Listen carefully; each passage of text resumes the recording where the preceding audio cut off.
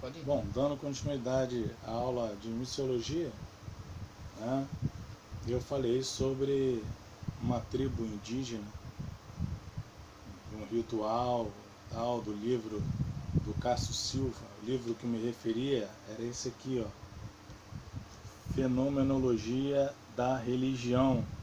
É um livro de religião, filosofia e fenomenologia da religião, mas que também trabalha muito esse aspecto do campo missionário, tá? Ajuda bastante porque vai lhe dar uma noção de como compreender a etnologia, a como você abordar, tá? Teve uma ocasião interessante que um rapaz foi evangelizar, ele foi fazer missão fora do Rio de Janeiro. E lá para o Ceará, e falou mal de um santo padroeiro, não me recordo agora, mas sem saber, né? Não falou mal, falou brincando. Como é que pode aí, esse santo padroeiro aí, ele ficar levando madeira nas costas? E quase tomou uma facada, tá? Então é bom tomarmos bastante cuidado na hora de levarmos o Evangelho. Lá em Colossenses 4:6, diz que a nossa palavra tem que ser agradável, temperada com sal, tá? Como convém a cada um, ou seja, o sal é para dar sabor, temperar a vida às outras pessoas. Mas na sua apostila, tá? Geografia missionária, a página 2, na introdução, está assim: embora a palavra geografia signifique estudo da Terra, não a podemos definir como a ciência que estuda a Terra. Isto porque o estudo da Terra é imensamente complexo, apresentando uma série de aspectos, sendo feito não por uma, mas por diversas outras ciências, tais como a geologia, a paleontologia, a geofísica, a pedagogia, a petrografia, né, que é o ramo da geografia ali que estuda as rochas, as pedras. Hoje, pode-se afirmar que geografia é a ciência que estuda a distribuição dos fenômenos físicos, biológicos e humanos pela superfície da Terra. É o estudo da superfície da Terra, a geografia. Distribuição que esta que é responsável pela existência da paisagem. Daí se afirma que o objeto da geografia é o estudo das paisagens da superfície da Terra, que é de fato o estudo da geografia, é o estudo da superfície da Terra, né, daquela camada da superfície, né, colinas, montanhas, outeiros, florestas, bosques. Qual a diferença entre um outeiro e uma colina, entre uma montanha e um monte, entre um vale e um despenhadeiro?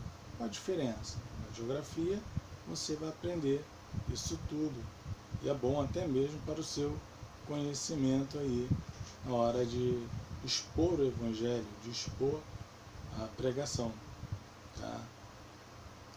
Outro aspecto, geografia, o que? A geografia do grego geo, que é igual a terra, graphen, igual descrever, descrição, tratado, estudo.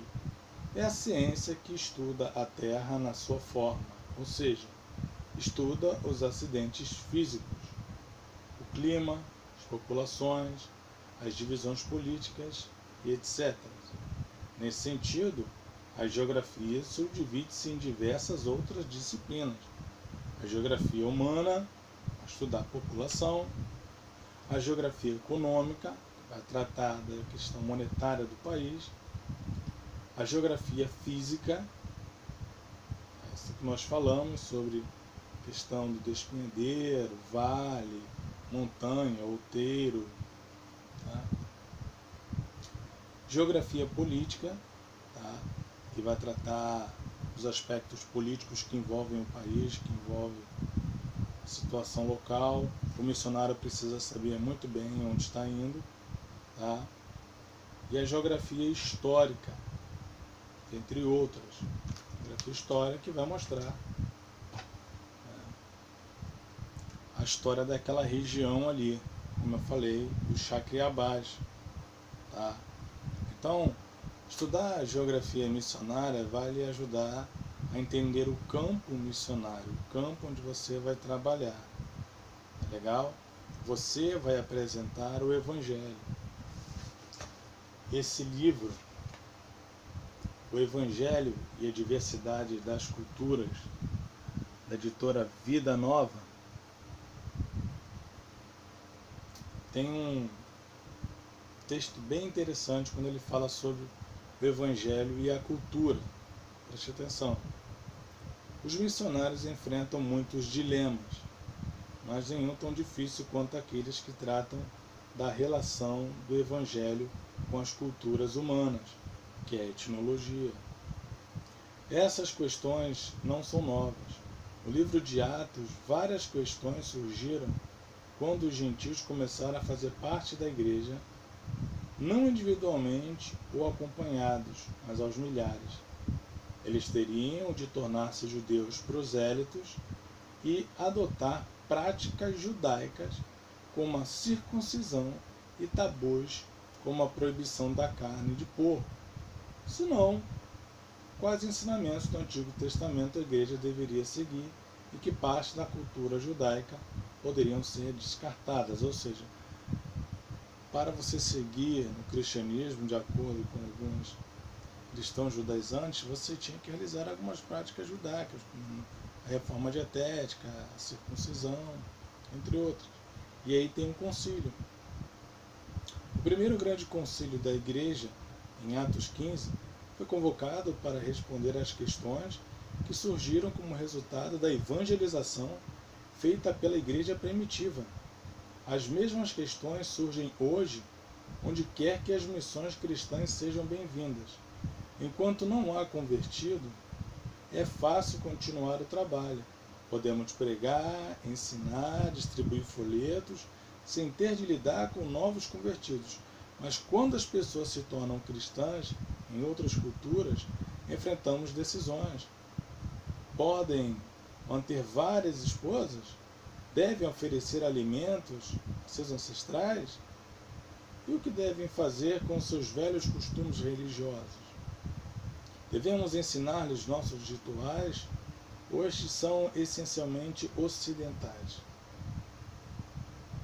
Você tem que impor a sua cultura naquele país, aquele estado, impor a sua cultura em determinada região? Não é essa a ideia do Evangelho. Tá? Como missionários, devemos viver como elas. Podemos, em sã consciência, participar de suas músicas e danças, ou elas têm conotações não cristãs. A maioria dessas questões se refere à relação entre o Evangelho e a geografia missionária e a cultura local, na qual o missionário precisa ter conhecimento. Tá? Então, mais um ponto. Você vai impor religião,